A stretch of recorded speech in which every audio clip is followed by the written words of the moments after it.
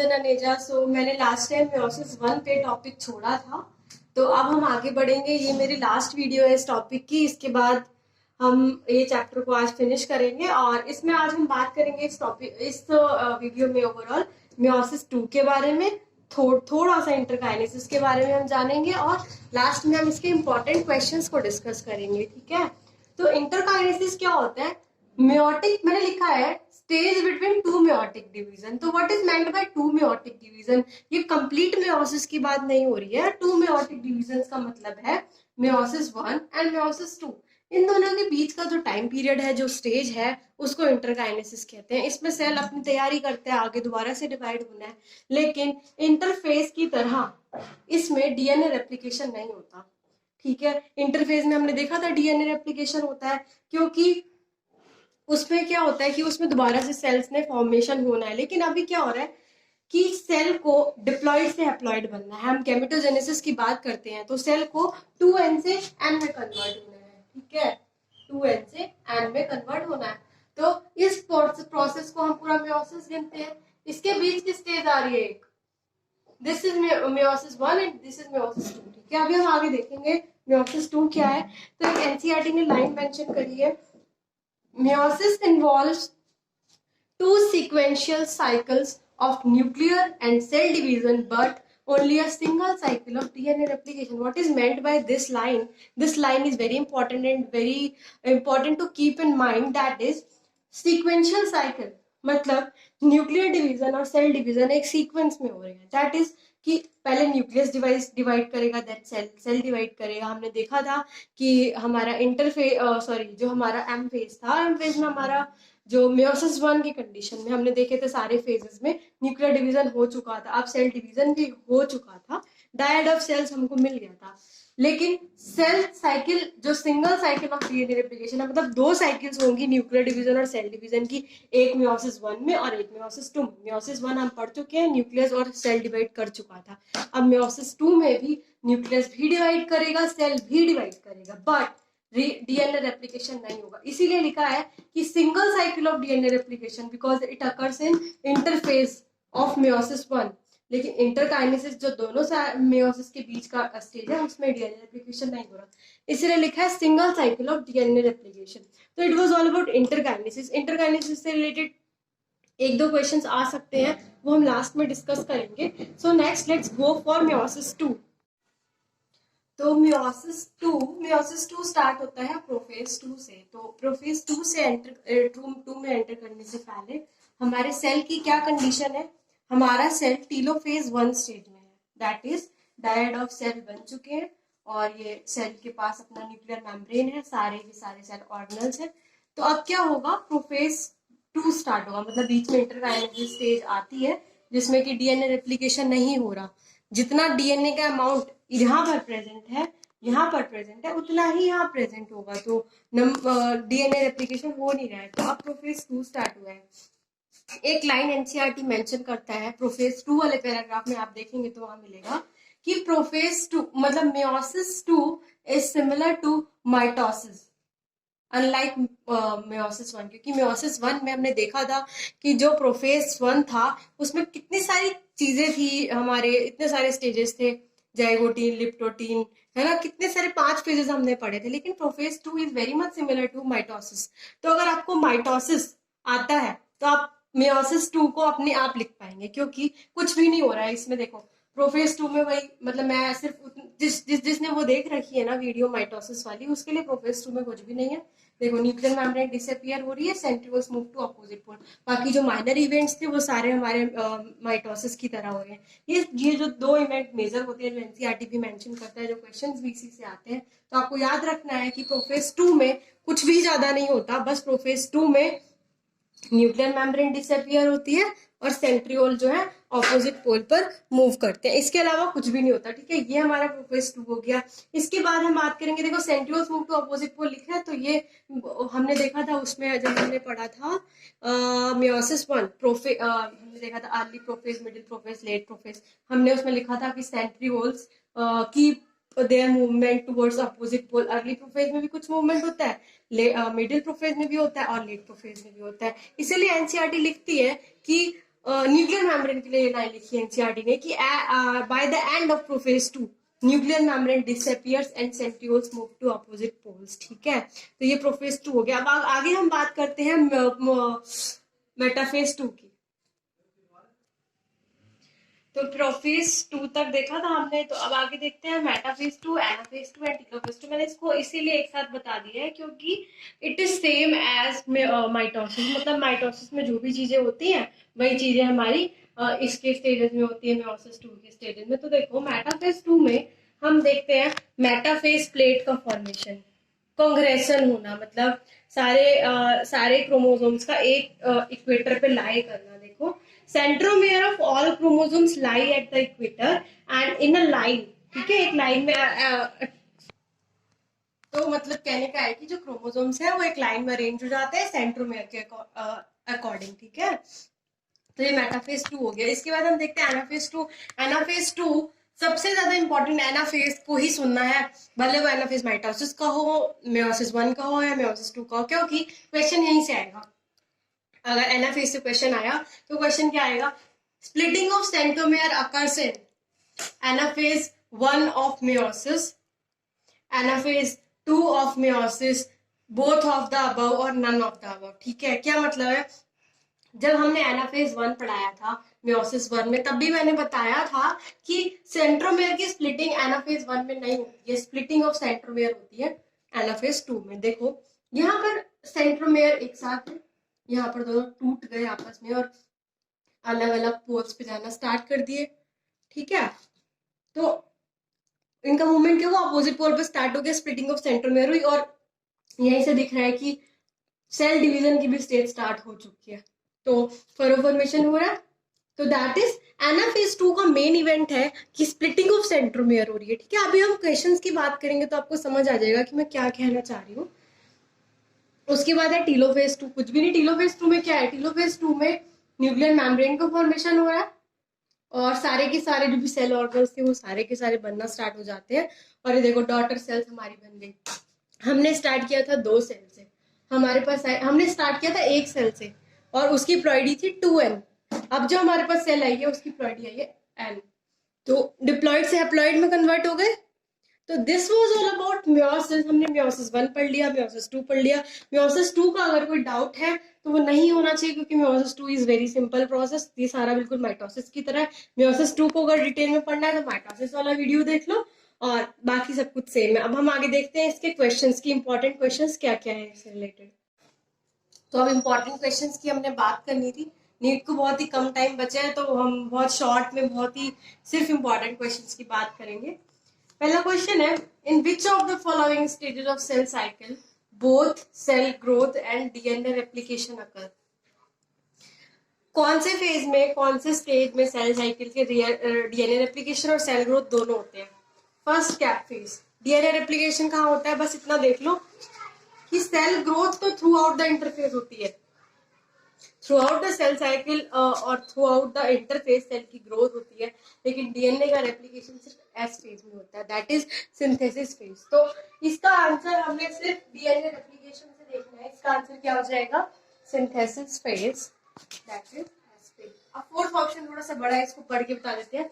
इसमें लिखा है cell growth and DNA replication both are continuous process during interphase. उसमें वो कह रहा है कि ये दोनों कंटिन्यूअस है। नो, इंटरफेज के टाइम पे 3 पार्ट में हम डिवाइड करते हैं, G1 phase, S phase and G2 phase. तो इंटरफेज के टाइम पे सेल ग्रोथ तो कंटिन्यूअस है लेकिन DNA replication is not continuous, it occurs only in S phase, that is synthesis phase. इसलिए हमने फोर्थ ऑप्शन को नहीं मार्क किया, आंसर क्या होगा, S phase. Okay, next question is, if in a cell the amount of DNA is 2C in G2 phase, then what will be the amount of DNA in metaphase is to G1 phase is to anaphase। मतलब हमें metaphase में, G1 phase में और anaphase में amount of DNA बताना है। तो मैंने एक चीज बताई थी कि जो अमाउंट ऑफ डीएनए है इसमें आपको ज्यादा सोचना नहीं पड़ता। अमाउंट ऑफ डीएनए जितना प्रोफेज में होगा उतना ही मेटाफेज में होगा, उतना ही एनाफेज में होगा, उतना ही टीलोफेज में होगा, क्योंकि डीएनए का रेप्लिकेशन हमारा होता है, डीएनए का हमारा रेप्लिकेशन होता है इंटरफेज में, एस फेज में। ठीक है, एस फेज में हमारा डीएनए का रेप्लिकेशन हो रहा है, दैट इज ये हमारी सेल साइकिल ऐसे चल रही थी, ऐसे बता देती हूँ बिना डायग्राम के। दैट इज ये हमारा G1 फेज था, फिर हमारा S फेज आया, फिर हमारा G2 फेज आया। ठीक है, उसके बाद जो हमारा prophase, M phase, sorry prophase, metaphase, anaphase and telophase आते हैं। तो सबसे पहले ये हमारा इंटरफेज चल रहा है। ठीक है, तो इंटरफेज में कह रहे हैं कि G2 फेज में 2C है। हाँ, तो G2 फेज में कितना है 2C। अब G2 फेज में अगर 2C है, यहाँ पे अगर 2C है, तो इसके बाद तो डीएनए रेप्लिकेशन होता नहीं है ना, ये यहाँ पर डीएनए रेप्लिकेशन होता है S फेज में। S फेज में डीएनए रेप्लिकेशन हुआ, उसके बाद देखो अगर यहाँ पर C था तो यहाँ 2C हुआ, क्योंकि यहाँ पर डबल होता है। उसके बाद इस फेज में कुछ मतलब G2 फेज में डीएनए रेप्लिकेशन नहीं हुआ, इसीलिए जो S फेज में डीएनए का अमाउंट होगा वही G2 फेज में होगा, और वही आगे हमारे एम फेज में होगा। That is prophase, metaphase, anaphase and telophase. तो G2 फेज में दिया है 2C, तो जो G2 फेज में होगा G1 फेज में उसका हाफ होगा। तो अगर यहाँ 2C है तो G1 फेज में C होना चाहिए, और एनाफेज में कितना होना चाहिए, जो G2 फेज में है वही एनाफेज में होगा। यही मैं आपको बता रही हूँ। तो ऐसा ऑप्शन देखना है जिसमें हमारे पास आए 2C, C and 2C। That is ये हमारा है मेटाफेज का, ये है हमारा G1 फेज का, और ये है हमारा एनाफेज का। सबसे पहले मेटाफेज में G2 देखो, जो G2 में होगा वही मेटाफेज में होगा, वही एनाफेज में होगा, वही प्रोफेज में होगा। तो मेटाफेज और एनाफेज में 2C चाहिए। Metaphase and anaphase 2C and 2C। बीच में हमारा है G1 फेज। G1 फेज में हमारा इसका हाफ होगा, तो that is answer will be 2:1:2। समझ में आ गया? इसका आपको अगर अभी भी कोई प्रॉब्लम है तो मैंने इसका एक चार्ट बनवाया था माइटोसिस वाली वीडियो में, जिसमें फ्लॉइडी और डीएनए कंटेंट के बारे में बताया। आप एक बार उसको देखेंगे, बिल्कुल क्लियर हो जाएगा। वैसे मैंने सब कुछ बता दिया है, फिर भी अगर कोई डाउट रह जाता है तो आप कमेंट सेक्शन में मुझसे पूछ सकते हैं। और नेक्स्ट क्वेश्चन हम देखते हैं। The next question is given below the representation of a certain event at a particular stage of a type of cell division, which is this stage. दिख रहा है क्रॉसिंग ओवर हो रही है, जेनेटिक मटेरियल का एक्सचेंज हो रहा है। जब दो क्रोमेटिड्स के देख रहे हैं हमें यहाँ पे एक्सचेंज हो रहा है। एक्सचेंज कहाँ होता है? अब आप दिमाग लगाओगे जाइगोटीन, लिप्टोटीन, ये वो बाद में सोच रहा हूँ, सब नीट के टाइम में इतना टाइम नहीं होता। पहले आप एक नजर ऑप्शंस को देखो, ऑप्शंस में कुछ नहीं दिख रहा जाइगोटीन, लिप्टोटीन, उसमें सीधे सीधे दिख रहा है prophase of mitosis, prophase and metaphase of mitosis. जहां पर माइटोसिस बोल दिया वो तो पॉसिबल है ही नहीं, माइटोसिस तो हो ही नहीं सकता इसका आंसर। ठीक है, इसका आंसर माइटोसिस। अगर ये ऑप्शन दे दिया माइटोसिस, ये ऑप्शन माइटोसिस, माइटोसिस में क्रॉसिंग ओवर नहीं होती। अब बचा मेयोसिस एंड मेयोसिस, तो हमने अच्छे से कवर किया ये टॉपिक, बहुत अच्छे से पढ़ाया मैंने। लिप्टोटीन जाइगोटीन वाला जो हमारी वीडियो है आप उसमें देख सकते हैं मेयोसिस 1 में। इससे पहले वो वीडियो आ चुकी है, तो क्रॉसिंग ओवर कैसे हो रहा है, it is answer will be prophase 1। Prophase 2 अभी अभी पढ़ाया है, कोई क्रॉसिंग ओवर नहीं हुई है। तो this was the question asked in ये क्वेश्चन पूछा गया AIPMT 2012 में, तो इसको तो इम्पोर्टेंट होना ही पड़ेगा। ये पूछा गया है AIPMT 2012, तो ये क्वेश्चन है स्टार क्वेश्चन। इस टाइप का क्वेश्चन आ सकता है, आज भी आ सकता है, क्योंकि जो क्वेश्चन एक बार आ गया समझ लो वो इम्पोर्टेंट है। तो ये बहुत पहले आया था, हो सकता है इस टाइप का क्वेश्चन इस बार फिर से आ जाए, तो ये क्वेश्चन बहुत इंपॉर्टेंट है। नेक्स्ट क्वेश्चन की हम बात करते हैं। नेक्स्ट क्वेश्चन है साइनेप्सिस अकर्स बिटवीन, ये BW लिखा है मतलब बिटवीन। साइनेप्सिस किसके किसके बीच में होती है? AIPMT 2009 में पूछा हो गया क्वेश्चन है। इतने स्टूपिड से उसने वो दिए हैं ऑप्शंस, मतलब स्टूपिड नहीं कहेंगे, मतलब कहने का है कि बहुत सिंपल सा क्वेश्चन दिया है। अगर इसके ऑप्शंस को थोड़ा सा डिफिकल्ट बना दिया जाता तो दिक्कत होती। बहुत सिंपल से क्वेश्चन। देखो 2 होमोलोगस क्रोमोसोम, ये तो चलो बात काम की लग रही है। साइनेप्सिस हमने देखा था कि 2 होमोलोगस क्रोमोसोम्स के बीच में हो रहा था, क्रोमैटिड्स के बीच में देखा था ना हमने, और होमोलोगस क्रोमोसोम्स की क्रोमैटिड थी। ठीक है, तो ये आंसर हमारे सही हो जाएगा। इसके बाद देखो ऑप्शन तो बाकी क्या दिए, मेल एंड फीमेल गैमेट। क्या मेल एंड फीमेल गैमेट के बीच में साइनेप्सिस होता है या फ्यूजन होता है? तो ये ऑप्शन रॉन्ग हो गया, फ्यूजन होता है ना मेल एंड फीमेल गैमेट के बीच। mRNA and ribosome no, spindle fibres and centromere no, तो answer is 2 homologous chromosome. Next question is in meiosis 1 a tetrad has, अब टेट्राड क्या होता है? Let me make a tetrad. तो ये मैंने बनाया है टेट्राड। टेट्राड मैंने बताया था म्योसिस की वीडियो में कि टेट्राड क्या होता है, लेकिन अभी आपको क्वेश्चन आया है कि टेट्राड क्या है। म्योसिस 1 में टेट्राड किस चीज का बना हुआ है? तो tetrad is made up of 4 chromatids. देखो ये 2 होमोलोगस क्रोमोसोम है, 2 होमोलोगस क्रोमोसोम्स की 4 क्रोमैटिड, एक ये वाली पूरी क्रोमैटिड, एक ये वाली पूरी क्रोमैटिड, एक ये एंड एक ये, दैट इज 4 क्रोमैटिड्स का बना हुआ है एक टेट्राड। उसके बाद मतलब हम इस पूरे को टेट्राड कह रहे हैं, जो 2 क्रोमोसोम्स आपको दिख रहे हैं इस पूरे को टेट्राड कहते हैं। दैट इज 4 क्रोमैटिड्स का बना हुआ है और 2 सेंट्रोमियर है इसके भी साथ। देखो एक इस होमोलोगस इस क्रोमोसोम का सेंट्रियोल, एक इस क्रोमोसोम का सेंट्रियोल, तो 2 सेंट्रोमियर का बना हुआ है, सेंट्रियोल कह रही गलती से। तो 2 सेंट्रोमियर का बना है, 4 क्रोमैटिड्स है। उसके अलावा टेट्राड क्या होता है? 2 क्रोमोसोम्स का बना हुआ होता है। तो ऐसा ऑप्शन हमने ढूंढना है, ऐसा ऑप्शन आपको कहीं दिख रहा है? ये ऑप्शन हमको मिल गया। देखिए म्योसिस 1 का tetrad has 2 chromatids? No, I said 4 chromatids, so this is not correct. 2 chromatids, no. 4 chromatids and 4 chromatids, okay. दोनों में सेम है। 2 centromere and 4 centromere, no. 2 centromere are correct and 4 centromere तो हो ही नहीं सकते, 2 क्रोमोसोम्स हैं। वहाँ पे मैंने बताया ना कि 2 सेंट्रोमियर ही होंगे। तो दिस वाज अबाउट टेट्राड। ये क्वेश्चन हमने देख लिया। नेक्स्ट क्वेश्चन पे हम, तो नेक्स्ट क्वेश्चन है question number 6। Exchange of segments between dash chromatids of dash chromosomes occurs in dash. Reduction लिख दें, यहाँ पर division आएगा during